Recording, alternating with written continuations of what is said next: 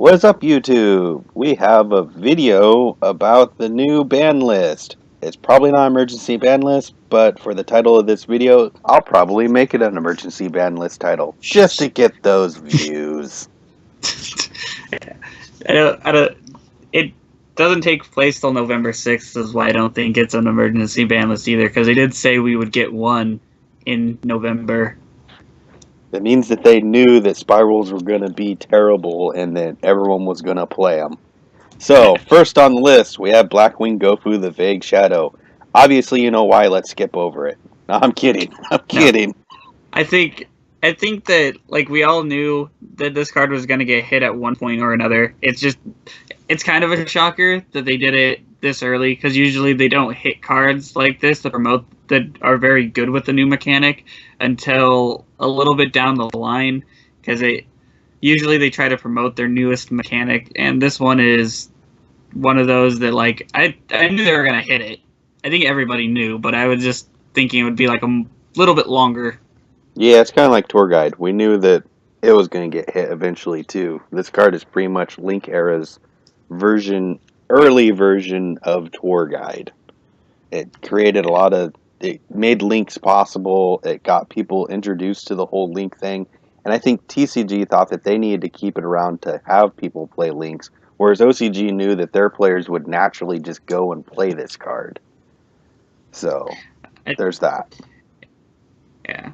I never liked Gofu anyway. Like, I liked that he was a free Link 3, basically, but I hated that he was dead later. Oh, I don't know. Like, Trickstars and stuff were using them to make Beals.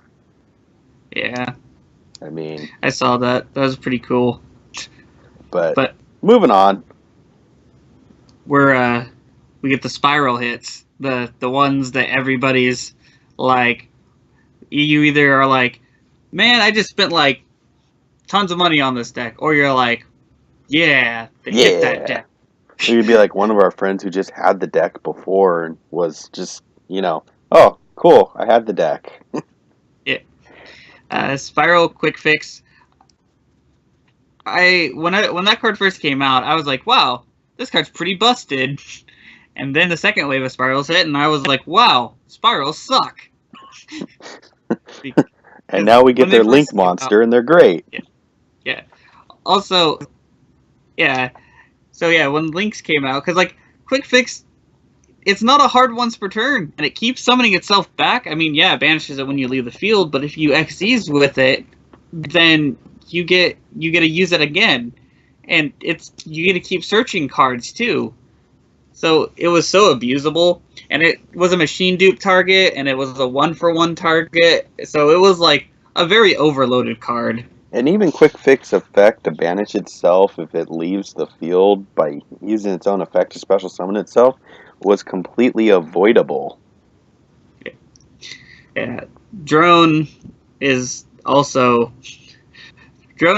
annoying to play against, because it made it so hard to play against, because if you didn't have any way to deal with the spirals, like, in your hand, like their field that they're going to make, Drone is going to make sure that you can't in your next, like, 2 or 3 draws, too. You got to look at it like the game of the card game Magic, The Gathering.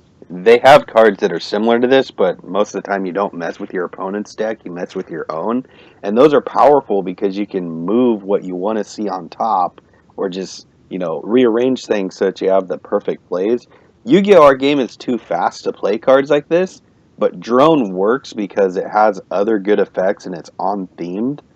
So this card it's pretty good because it like Michael said, it makes you not be able to, if you didn't have it in your opening hand, your opponent's not going to give it to you with the Drone. So it's also a pretty powerful effect.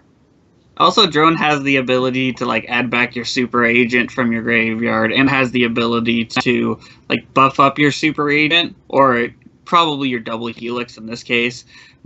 It could be regular Super Agent too, but you get the idea that it does a lot, and a lot of the spirals do have a lot of effect, which is good for a deck to, like, thrive, but I think that as a whole, Drone and Quick Fix did way too much.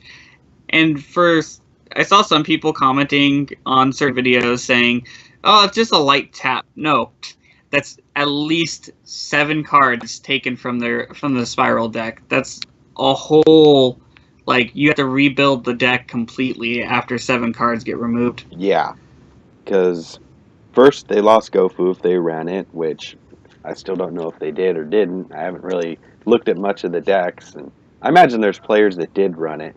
Second, you have to remove 2 copies of your drone and 2 copies of Quick Fix, which then now Quick Fix is gone. That means you remove your 3 copies of Machine Dupe, and then now you have to find replacements for those. That alone is like 7 cards, not counting the fact that you might just drop Quick Fix or Drone because they just don't really do anything now. Yeah. Well, Quick Fix still, the Quick Fix still is like your searcher, so I'd still probably play it, but I don't know about Drone. Yeah, Drone seems like it's definitely dropped. So that's like Yeah. 8 cards. In Yu-Gi-Oh! 8 cards is really hard to replace because you have to have 8 cards that work with them. I know what they can do! Spiral Zodiac! Dang it, Stefan. Anyway. No, it's amazing! Listen to me for a minute on that. It will be amazing! Because you get all the freaking special summoning power of Zodiac, and you have something to do with it. I guess. But, like, Zoo can't even, like, throw out tons of cards anymore for no apparent reason. Yeah, they can. They can't, like, they don't have, like, the Momo Rat. They don't have freaking their payoff cards. But anyway. Moving along. Set rotation. Yes. Set rotation, I think was a really good hit. I think that this card is oppressive as much as, and it, like, defined how you built your deck, like, completely. And I didn't, if your deck was reliant on its field spell, you could lose if someone goes set rotation on So you. then you had to play set rotation because you didn't want your opponent to set rotate you. Yeah. It became a, I have to run this card or else I lose card, which Konami really doesn't like that. They don't like it when you have to start building a deck and immediately cards like that have to go in. They're trying to discourage people from that to create a little bit of variety. I mean, not a huge amount because this is a competitive card game, but set rotation just that, and it gave you 9 different ways to get field spells from the deck, which is not okay. Because we have terraforming, the new trap, and then this. So something had to go. I'm surprised they didn't hit terraforming, but I don't know. Maybe that'll be on the next list. Terraforming is a lot more fair than set rotation. I guess, but... yeah, this definitely feels like a cash grab, though, for Konami, because Gofu, Spiral Quick Fix, and Spiral Gear Drone are all from Maximum Crisis, and Konami doesn't make any money off something like TCG Player. They don't sell the singles. They get money from boxes, and on older sets like the Dark Illusions and even Set Rotation came out in Maximum Crisis, which is still, it's came out this year at least, but it's still like a little bit older, and it's a common. And Drone and Quick Fix were rares, and Gofu was also a common. So this definitely feels like one of those things where more of a money grab, but I think it is a very good list still, though, nonetheless. I think the next list we get will probably remove a few cards from this list and add more cards.